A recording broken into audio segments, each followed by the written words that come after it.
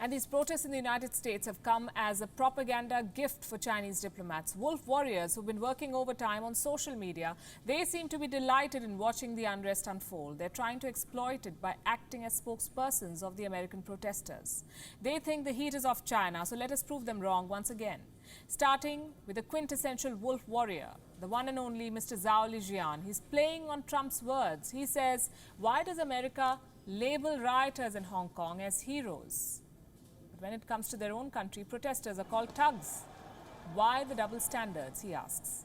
Many people may want to ask this question.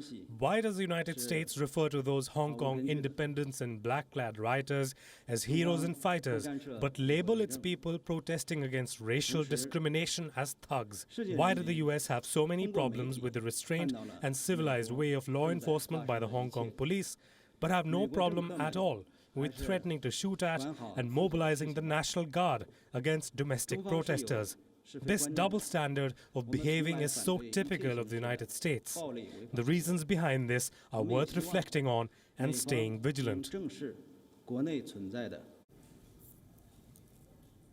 bit odd that China thinks it can accuse others of double standards. Beijing has passed a law bypassing Hong Kong's legislature to curb protests.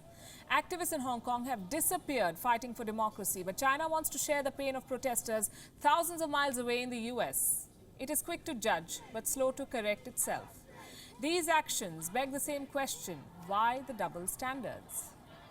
Then there's Ma Hui, a Chinese embassy official in London. He retweeted a post with a caption that read, "Good question."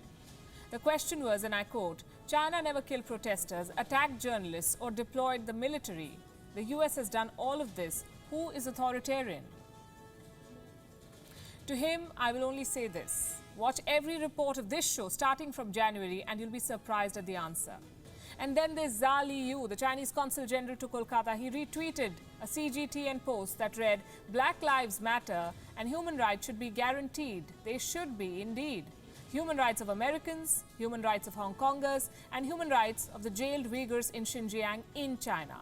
Let us bust his hypocrisies through one of his own tweets. He posted this today, retweeted.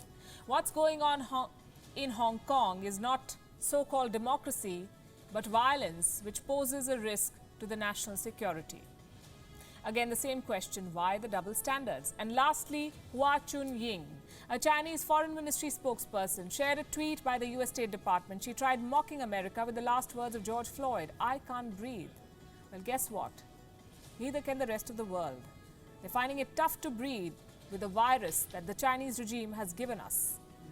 These are just a few examples. I can give you more, but why give them the platform anymore? Here's the thing. Washington is no stranger to hypocrisy. Neither is Beijing. It is guilty of the same crimes, the same double standards, and two wrongs don't make a right.